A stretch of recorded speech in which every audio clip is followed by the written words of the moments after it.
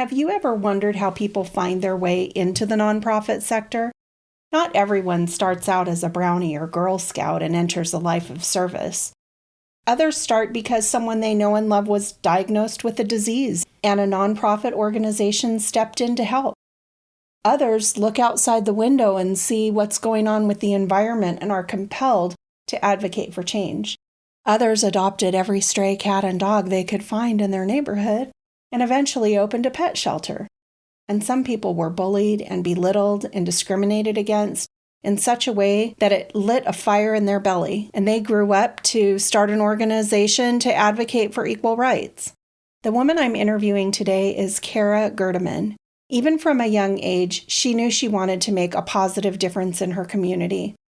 After college, she started out working with kids who were caught running away from home, committing petty crimes, even children who were abused. And it wasn't long until she observed firsthand what she had learned about in college. When the opportunity came for her to move from the public sector into a nonprofit, she jumped at the opportunity. Over the years, she worked her way into a position of leadership at her organization. This interview will not only cover her journey into nonprofit, we're also going to talk about some of the challenges that she had shifting from the position of coworker into leadership and running the nonprofit, especially considering she had not had the training for that. I hope you'll enjoy this interview that I had with Cara Gerdiman, the Executive Director at Kids Harbor Child Advocacy Center in Missouri. Hey, have you ever wished you could hear some good news for a change? Well, I might have just what you've been hoping for. Welcome to Your Nonprofit Life, where we remove our rose-colored glasses and explore what leaders are actually doing to move their nonprofits from messy to thriving without burning out in the process. I'm Laura Zelke, Director of Member Experience for the Nonprofit Leadership Lab. Join me each week to explore the ups, downs, and whoopsie daisies of your nonprofit life. Let's get started. Well, Cara, welcome to the Your Nonprofit Life podcast. Thank you for being a guest with me today.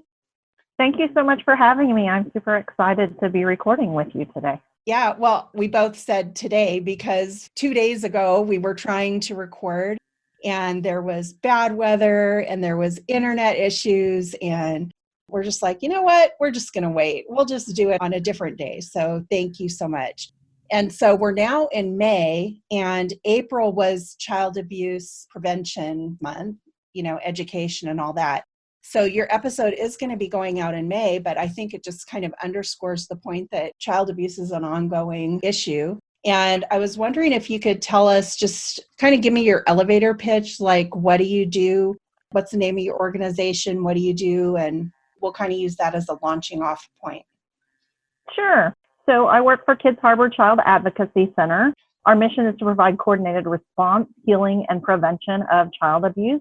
So we're both a place and a process. As a place, we're a safe, child-friendly setting for kids to be able to come and talk about abuse they may have experienced and heal from that abuse. As a process, we bring together law enforcement, children's division, juvenile office, those people that are involved in the investigation to hear what the child has to say and to coordinate parts of that investigation so that we're minimizing the number of times that a child has to speak about what has happened to them. We also put a huge emphasis on prevention. So we have Stewards of Children programming that we can go out and teach adults how to prevent child sexual abuse, as well as we can get in school systems and teach teen and child safety matters to kids kindergarten through 8th grade to make sure that we're helping them be safe as well. Yeah, so I'm intrigued because you said something that I didn't know was possible. And you said that you actually teach parents how to prevent child sexual abuse. What's your approach to that? So we utilize the Stewards of Children program, which is an evidence-based approach put out by Darkness to Light. Okay, so I want to just make sure I'm hearing you right. Are you saying Stewards of Light? Stewards of Children. Stewards of Children, okay. And it's put out by Darkness to Light, which is another nonprofit organization. And it's a 2-hour interactive learning program that it has videos and then some dialogue between the two videos.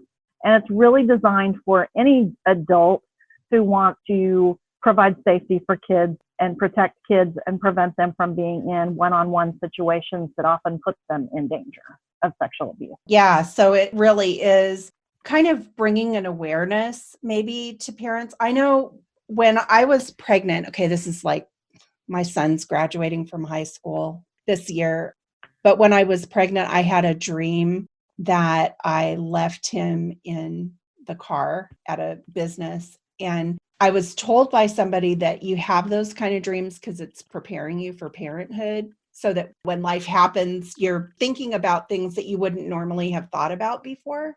And I think that when it comes to child sexual abuse, it's just something that you don't want to think about.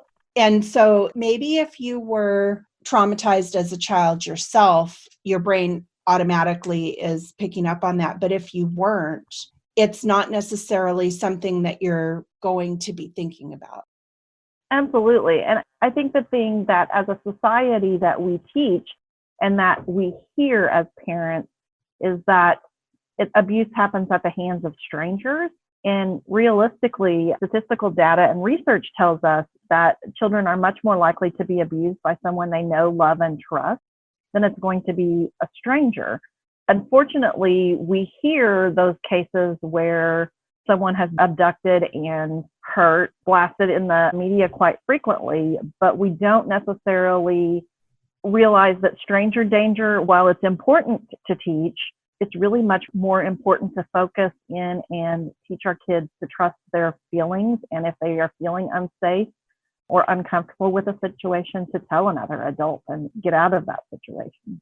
Yeah, I just can see the importance of sharing this. It's funny because, and I don't know why I'm thinking about when I was pregnant, because like I said, that was a really long time ago. I've only had one. And I just remember, like, you go through the birthing classes and they teach you how to breathe and how to do all that. And then you go to the mommy classes, it's a little bit more support and kind of getting you through those first few months. But after that, it's just kind of you're on your own. And there's books if you have time to read when you're not sleeping because you're up at night or whatever. And I think something like this, where you're providing this education just to raise the awareness, to put out the prevention, that it can be prevented, or at least you can do everything you possibly can to prevent it from happening. I mean, I hate to think about there are predators. There are real predators. So there's that side of it. And so I'm really curious. This is a heavy burden to bear, and helping the children is critical. But how did you find your way into this organization, into this type of work with children and families? You are the executive director at Kids Harbor, right? Yes, I am. So when I graduated from college, I got a job as a deputy juvenile officer here in Missouri. And through that, I was handling caseloads with kids that were delinquent. They were out stealing or committing crimes. Some of those kiddos were committing other kinds of offenses like running away from home or things that aren't necessarily a crime for adults, minors in possession and some of those things. But I also had a caseload of kids that had been abused, and I was responsible for handling those cases and presenting them in front of the court and asking for those kids to be removed from homes that they were not safe in. So through that process, I worked at that for about 10 years and really saw the cycle that I had learned about in college, and I had heard my boss talk about a lot of the kids are often abused, and then as they become older and teens, they are committing offenses at that point, and then as they become adults, their children may wind up in the system, to the point that I heard a lot of times that a child that I may have been dealing with at that time, my boss had dealt with that child's parent or grandparent. And it just became really difficult to see that and feel like we weren't necessarily making a difference in interrupting that cycle. And there were kids that stand out in my mind that we absolutely made a difference in their lives and helped them get where they needed to be. But ultimately, I really didn't feel like we were making as much of an impact as I wanted to. Mm-hmm. But around that same time, Kids Harbor had come to be. Before we had a place like Kids Harbor, kids were having to go to the police station and talk about what happened. Then they would have to go to Child Protective Services and tell their story there. And then they might have to go to the hospital. And so on average, they were talking to 17 people or more before the case ever even got to the point that there might be prosecution. It was disheartening. Did you say 17? Oh my Oh, gosh. absolutely. I mean, Wow. if they disclosed at school, they would tell a teacher, then they would be taken to the counselor's office and they'd tell the counselor, and then they might have to go to the principal's office and tell the principal. And law enforcement might be called in there and a parent might. So it was just this Yeah. lots Oh of my people. gosh. So that's how child advocacy centers kind of came to be, that they came together to try to minimize the number of times those kids were going to have to talk about things that were Mm-hmm. happening, and that conversation happened in a much more thoughtful way, Mm-hmm. so that we weren't re-traumatizing these kids. And also we were getting to the point of prosecution and kids didn't want to talk anymore. And why would they? I mean, you tell so many adults, you think these adults are there to protect you, and it doesn't feel like anything is really changing or happening because you're having to tell another adult. So developmentally, kids think, well, I told this adult, and now this one is asking me, and they assume that we as adults are all talking to one another. So why didn't we talk about that? And now the second adult or third adult, however many down the line, now you don't believe me.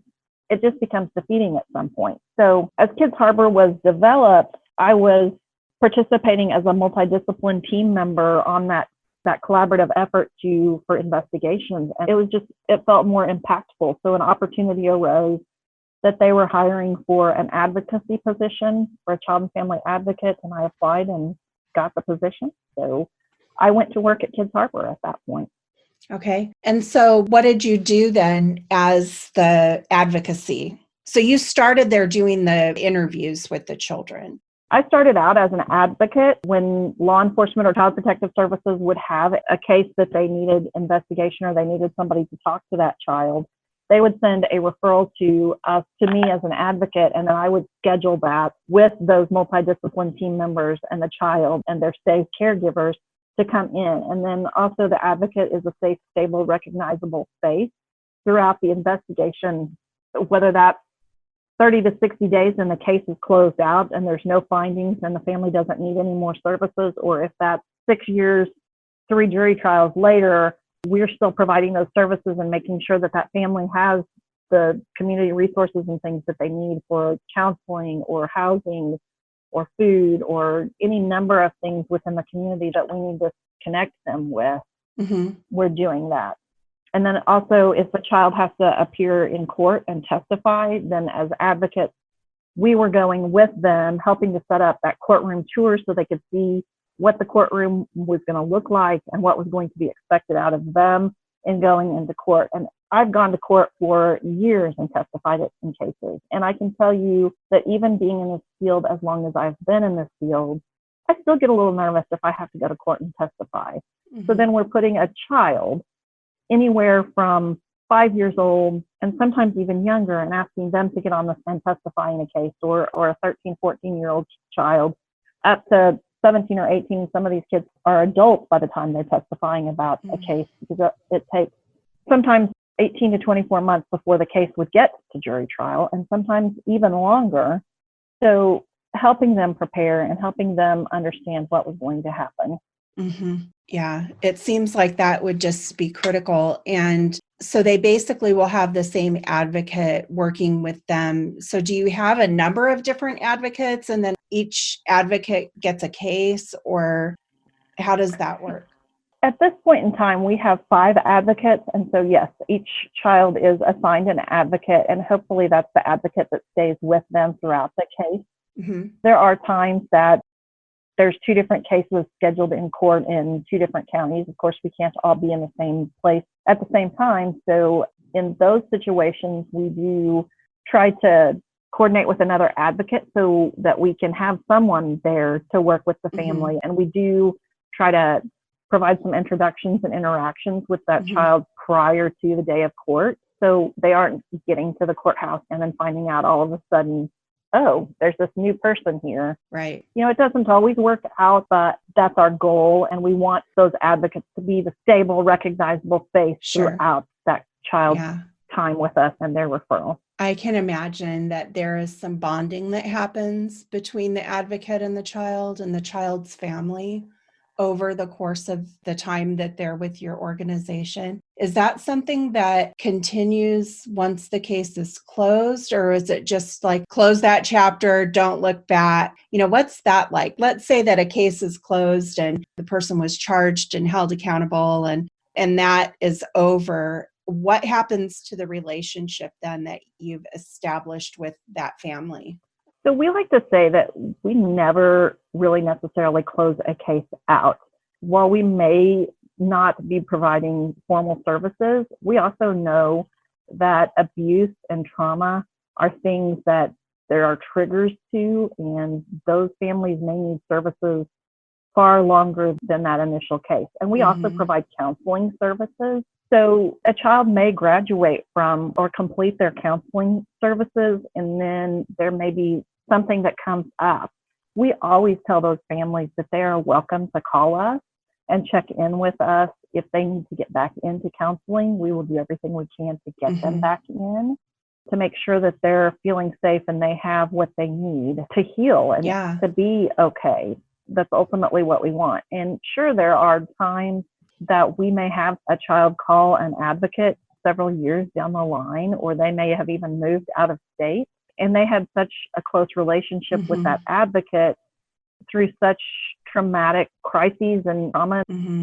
So they have that relationship that they can pick up the phone and call those advocates and talk things through if they need to. Yeah, I just think that that is just so beautiful and such an important thing, that it's an ongoing relationship, even if you don't even see them for a couple of years or 4 or 5 years. And it's really up to them if they want to reach out. I just think that's really, really important. And so I'm kind of curious, you came into Kids Harbor as an advocate, and how did you then move into your role as executive director? How long have you been there, and how long have you been executive director? So I have been with the agency almost 14 years and executive director for nearly 10 of those years. Not long, probably within the first year of being with the organization. At that time, our executive director was also doing forensic interviews with children, which is where they go in the room and talk to the kiddos about what happened to them. And it's just the child and the interviewer. And we had a child that came in, and our executive director at the time was a male, and he was an amazing interviewer. But this girl refused to talk to him. He was a man. She did not want to talk to a man. She was not comfortable with him and wasn't going to go in the room with him. We work by the child first principle, which means that the child comes first, not the investigation, not the needs of law enforcement, children's division, the child's needs. So in taking a look at that, he came out and he said to me, I had had the training to be a forensic interviewer. And he said, I need you to do this interview. And I said, what? And he said, can you do this interview? And it was a child that I knew and had a rapport with. And so I ended up going in the room and doing the interview at that time. It's certainly not something that I would ever want to put a forensic interviewer into that position today. And I don't think he wanted to put me in that position at that point in time, but it worked and the interview went well. And, from that point, I just started doing a few other interviews here and there until I transitioned out of my role as an advocate into that role as forensic interviewer. In the meantime, that director left the organization and we had another executive director came in. He'd moved in from another community and he was with our organization 2, possibly 3 years. I don't remember exactly the dates on that. And when he came into the organization, he came in knowing that in December of 2010, he was going to retire and he was not going to work any longer at that point, and had told our board of directors that. So I knew at that time, I felt like I wanted that position and applied and ended up I was chosen for the position and took over in December of 2010. We kind of had a month that we worked closely together. Mm-hmm. And I had worked closely together with him throughout his tenure with the organization. So had a little bit of an idea of what I was getting myself into, but then again, not really. Yeah, I was going to say, it is quite a difference of going from being an advocate and actually being in there with the children and doing the interviewing into running the organization. And so what would you say was your biggest challenge in making that transition? Gosh, there were so many challenges. So probably the biggest was just understanding the grant piece and all the financial pieces that went along with that. Uh-huh. And I was doing a little bit of grant management before taking on that role, but it becomes a whole new world when you're now responsible for payroll for all of these people and keeping 2 centers running, because we do have 2 locations. And transitioning from a coworker to now I'm your supervisor and adjusting to that. I was also at the time, and I actually kind of advocated for this when I took the position, is that I felt like I could continue to do interviews and be director, that there was time for both of those things. And I learned very quickly that no, there wasn't. Not so much the interviewing, but the preparing for court and being in court. And so really being removed from that direct interaction with kids and providing services and working directly with kids to more that administrative role. And that was hard. Well, I would think it would be hard. So I kind of am an entrepreneur on the side, I always have something going on. And when I first started my business, somebody told me I should read a book called The E-Myth.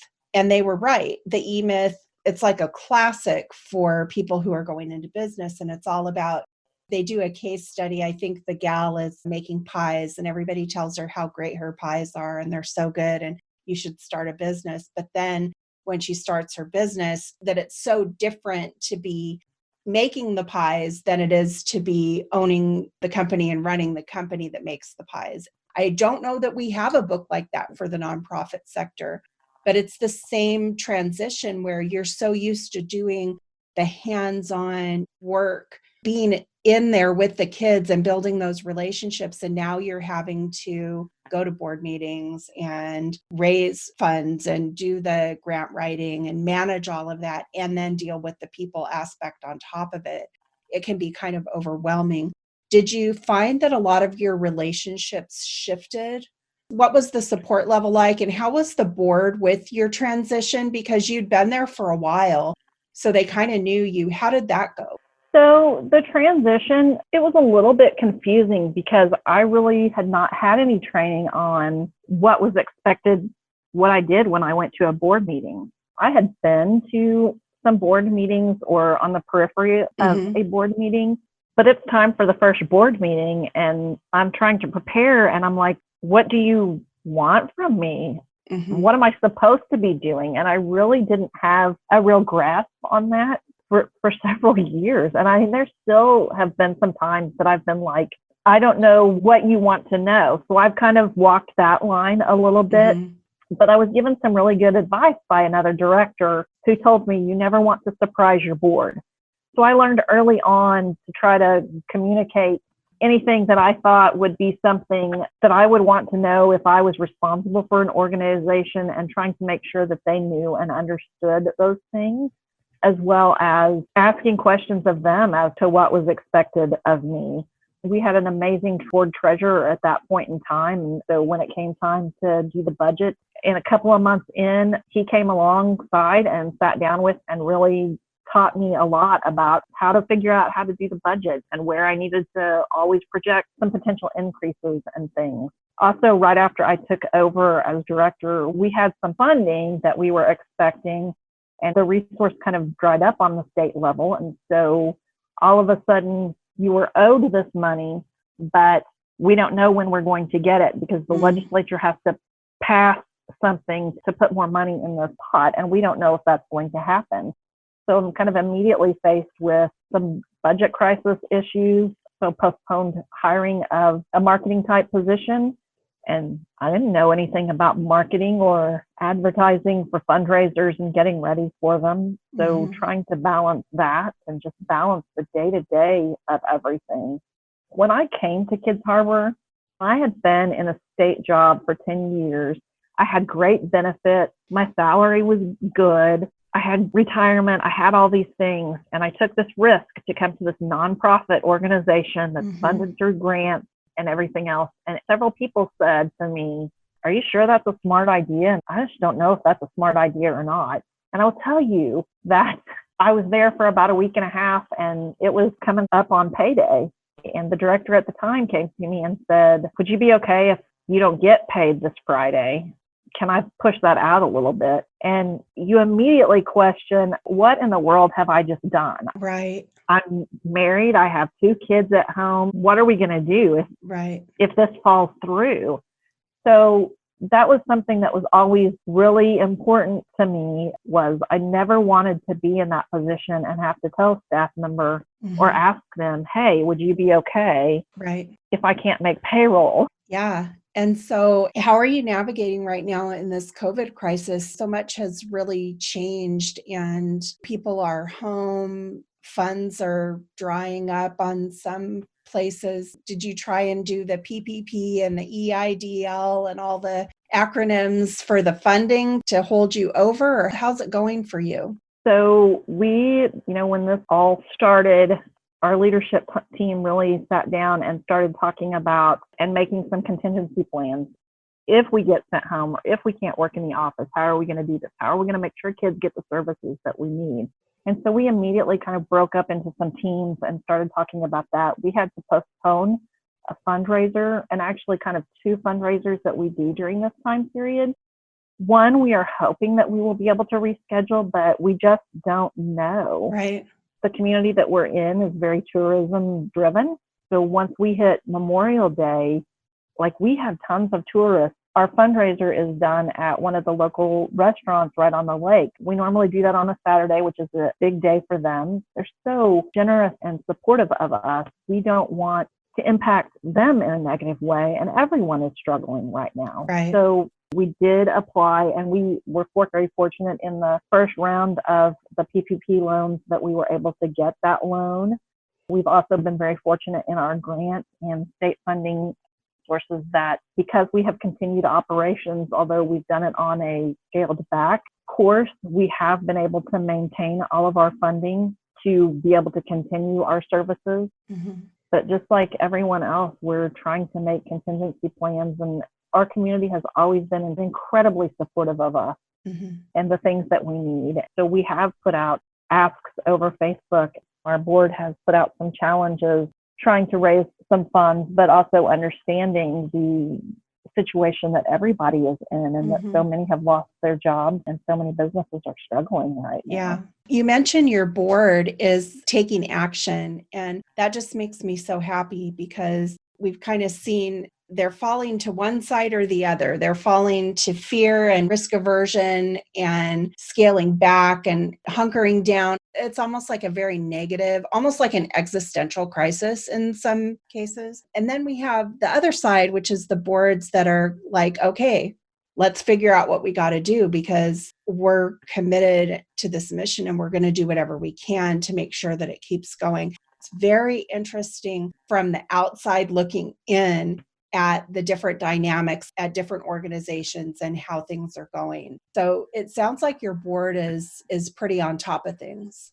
Absolutely. And our board has really in the last, I don't know, probably within the last 9 months to a year, we've had several new board members come on. We had 4 new board members just this year already. Oh, wow. Which isn't necessarily something that you love to do kind of that quickly and onboard board members that quickly.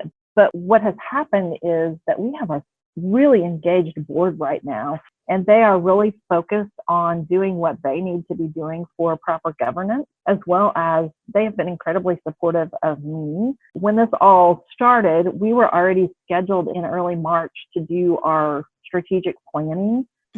Had a person coming in, an outside consultant come in to do that with us.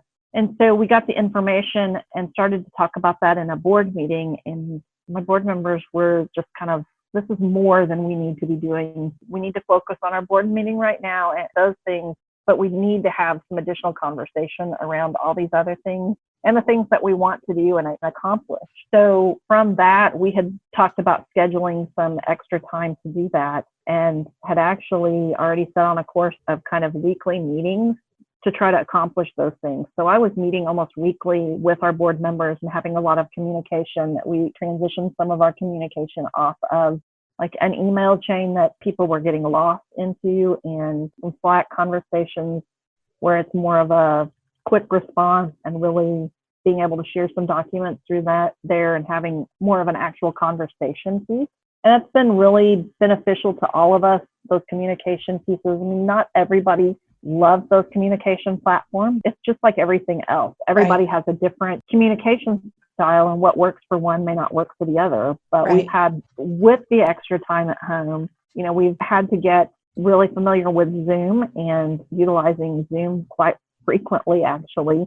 So we began having those Zoom board meetings on a weekly basis of talking about some of those things. So it was really easy that we might be focused on strategic planning for this meeting, but hey, I really need to talk to you about these small business loans that are coming out. Here's what I think, here's what I've researched. And I also have entrepreneurs on my board that are really familiar with it, as well as some banking people to help guide us. And here's what I think, and just having some real conversations to try to stay ahead and make sure we're doing what we need to be doing. Yeah. And so you guys have made the pivot from long email chains where it's reply all, reply all, reply all into Slack. That's brilliant. That is really, really smart. We had a meeting up in New Jersey back in January for the Leadership Lab team and Joan Gary Consulting. And part of that discussion was, do we really need to be hitting reply all on these messages? Because it was fine when there was just, 2 or 3 or 4 of us, but we've got a whole bunch of people now on the team and it just was getting ridiculous. And so I just reviewed a book called The Self-Evolved Leader. And in it, he literally goes through and says to do an inventory on all the different types of communications, like where are the messages coming in from? Like write it all down and set up some policies so that you're not spending so much time in the muck and the mire of the messages, because it used to be like maybe you would have email and you want to kind of get out in front of it with Slack, because now you've got email and Slack and Zoom and and it can just go on. And when you have all these messages coming in from all these different places, it can kind of get overwhelming and start hindering the productivity, which is kind of the opposite of what you're trying to do. But I love the fact that you got your board to pivot from email to Slack, because it is so helpful. So what we ended up doing is we said, okay, these are the things that we're going to email about, and these are the things we're going to Slack about.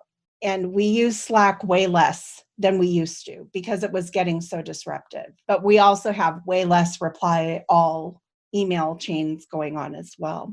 I can't take credit for the Slack piece. That was one of my board members who put that out to all of us. It worked so well for us as a board that when everything started happening with COVID and we were transitioning and trying to figure out, and we needed to have all this quick communication, I set it up for our leadership team, and it was super helpful because we were all in different places. So being able to have that communication piece, there's certainly times that we need the email piece or other things. But what we found was that then our leadership team said, let's set up another channel for our staff and give them a couple of different options. One, where they can have some of that silly conversation that they are able to have when we're all together in the office and have that banter back and forth. So they have a random channel for that. And then they also have a channel for questions and other things that need to be addressed in a quicker manner. There are certainly days that, yes, it becomes overwhelming, but I think we all have found that it's a great tool for us to be able to communicate quickly, especially when decisions are needing to be made and we can't all be in the same room or there are other things going on. And so we're trying to juggle a couple of different things, but we can still have that communication chain that we're all following and able to work through. Yeah, I think it really helps with the team building, especially in times like this where we're all sequestered at home. You guys are probably essential services. Do you still have a number coming in every day, or are people working at home? Is it kind of a mix? It's kind of a mix. At the moment, we're split into 4 teams. And so we have a team rotating into both of our offices once a week. And they're there for the week. And then they rotate out and work from home the other 3 weeks. Oh, wow. The state of Missouri is starting to open back up on Monday, the 4th, this coming Monday. We're going to take things a little bit slower. We're still scheduled to be in our team through the 18th. We're going to continue on just to keep things safe. We still want to make sure that our office is sanitized and we have fewer people within the office. Several staff members share offices. So trying to keep that social distance piece and making sure that those things are all taken care of. And then we'll reevaluate as things are opening up as to what we need to be doing. Yeah, I think that's kind of the MO for everybody right now. It's a day at a time. Maybe we're getting to the point when it can be a week at a time. I know for me personally, it wasn't until last Monday when I finally was starting to look at the things I had begun in February, the end of February. It all got put on the back burner. It's like we just drop everything. Like for us, how to support our members. Like what can we do? How can we be here and be present and make sure that we're providing what's needed? I mean, that's always our goal, but especially during the crisis, it was just kind of everything. I mean, it was just an agreement, like just with you and you sitting down with your leadership team and saying, okay, this is how we're going to do it for now. Now we're kind of starting to get to the point that we can maybe plan a little bit more-ish. So as you start looking at coming out of it and you're starting to kind of bring people back, what is going on as far as the courts and the cases? And is that all on hold right now? So many of our courts are postponing all in-person hearings unless there are emergency cases. So you're still having situations that if children need to be removed from homes and things, that those officers charged with those duties are still continuing on and having those hearings as required and needed. But everything else is kind of being pushed out and postponed until things are a little safer. And are they doing any virtual court cases? Like, are they doing any hearings online, or is that just a little too forward technologically? To my knowledge, I don't know of any of that happening. Now, that may be happening in some types of hearings and things. I'm just not as familiar with those guidelines right now. Yeah. Well, because you're running it. You're running the place. You're not going to court anymore. So no, I don't. You've transitioned.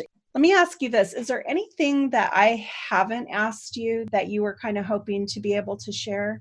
So as we've been talking, I wanted to go back and say something that I hit on a little bit in the beginning when we were talking about that prevention piece. Is I want to say that even though we go into the schools and we teach child safety matters and teen safety matters, those programs within the school system, we very strongly believe that it is an adult's responsibility to protect children. Children should never be asked to protect themselves. That's our job. With that being said, we also know that there are so many kids out there that don't really know and understand what's okay and what may be making them uncomfortable, but it's normal for them. So we do want to give those tools and make sure kids are aware of those things, but we want to do it in researching programs that we're utilizing for that. We want to make sure that that's done in a very thoughtful way so that we're not shaming those kids that are in the classroom that may have been victims or placing blame on them in any way, because they have enough trauma without that being added to it. I want to make sure that I get across that we as adults are responsible for protecting kids, not the kids. Right. I understand. And I'm glad you brought it up. Like you said, the children are the priority. Your whole organization is about putting the children first. And so that actually makes a lot of sense. And yet it's just one of those things where you do want to go into the classroom. Do you ever find when you do go to, or when one of your presenters goes into a classroom and they do present, do you end up having kids come up after or reach out later to you? And how do you handle that? Absolutely. I mean, that's something that we talked with the schools about before we've ever gotten permission to go in. That's something that we anticipate and expect is going to happen. So we want to make sure that the teachers and counselors and things are aware that that's a very real possibility. And if a child does come forward and start talking about something that has happened, how do they respond, and making sure that they know the right ways to respond and who they should go to and what should happen next.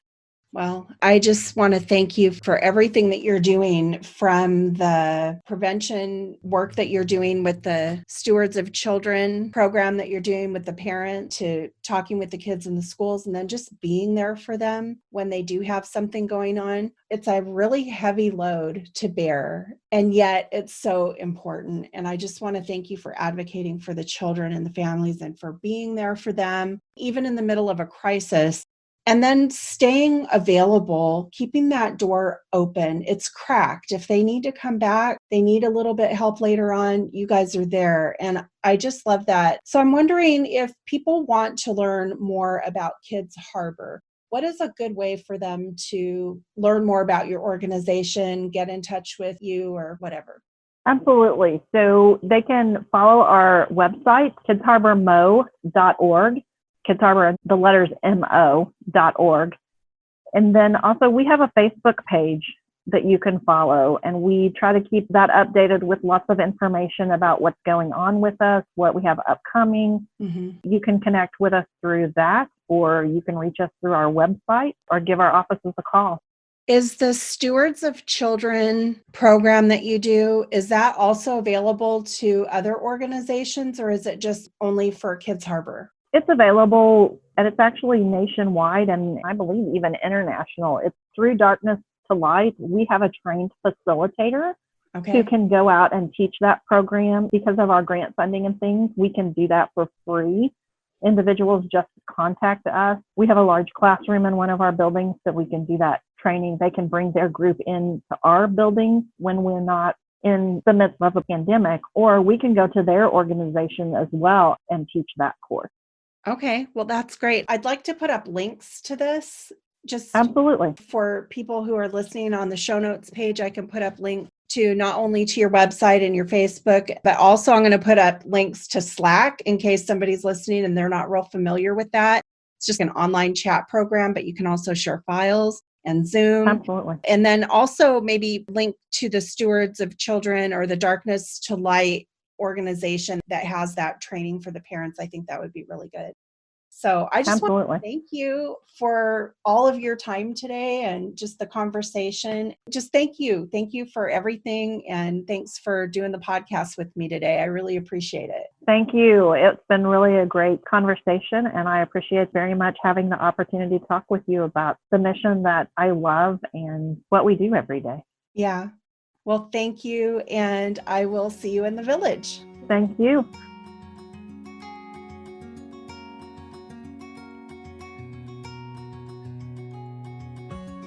Thanks for listening. To access the show notes or share feedback on this podcast and link over to our socials, visit our website at yournonprofitlife.com. That's yournonprofitlife.com. And hey, if you've enjoyed listening to this podcast, you're going to love The Village. It's our exclusive online community where we take what we're learning in the Nonprofit Leadership Lab and apply it. We take it to the next level with live Q&As, boot camps, online book clubs, and legit support from experts committed to helping you extend your nonprofit life. By the way, since we're just getting started, it would mean the world to us if you'd subscribe to the podcast and leave a great review on iTunes. The reviews will help us get the podcast in front of more people as we try to take the whole sector from messy to thriving. See you next time.